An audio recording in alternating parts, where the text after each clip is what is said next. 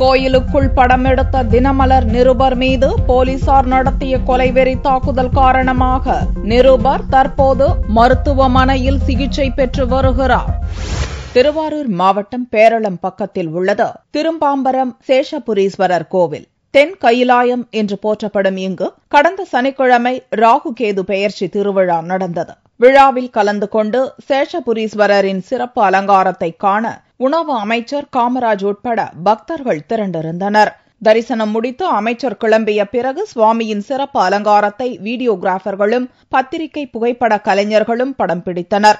அவர்களில் திருவாரூர் மாவட்ட தினமலர் நிருபர் அருள்செல்வனும் ஒருவர். அருள்செல்வன் படம் எடுத்த போது அவரது சட்டையை பிடித்து ஒரு போலீஸ்காரர் பின்னுக்கு இழுத்தார். இருங்கள் ஐயா, படம் எடுத்துவிட்டு வருகிறேன் என்று சொல்வதற்குள் சன்னிதானத்தின் முன்பாகவே அவரை ஓங்கி அறைவிட்டார். இதை பார்த்து இன்ஸ்பெக்டர் செந்தில்குமார் மற்றும் சிறப்பு சப் இன்ஸ்பெக்டர் ராஜன் ஆகியோர் அங்கு விரைந்தனர். வந்தவர்கள் நிலைமையை சீர் செய்வார்கள் என்று பார்த்தால் என்ன ஏது என்று கேட்காமலே நிருபரை மாறி மாறி அடித்தனர். நிருபர் அலறியதை கேட்காமல் மேலும் சில போலீசாருடன் சேர்ந்து கொண்டு கொலைவெறியுடன் அடித்ததில் நிருபர் மயங்கி விழுந்தார். இது அத்தனையையும் மாடத்திலிருந்து வீடியோ எடுத்துக் கொண்டிருந்த வீடியோகிராபர்கள் ஓடி வந்து நிருபரை கோயிலுக்கு வெளியே கொண்டு வந்தனர். அடித்த அடியில் நிருபருக்கு மூச்சு திணறல் ஏற்பட்டதுடன் முதுகில் தாழ முடியாத வலியும் ஏற்பட்டது. மேலும் அவரது கேமராவும் நொறுங்கியது. முதுகில் மாட்டியிருந்த லேப்டாப் எனப்படும் மடிக்கணினியும் செயலிழந்தது.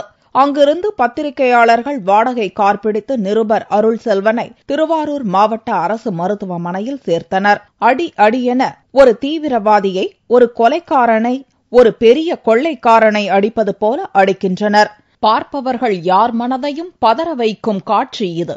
கோவிலுக்குள் சுவாமியை படம் எடுத்ததற்கு இவ்வளவு பெரிய தண்டனையா?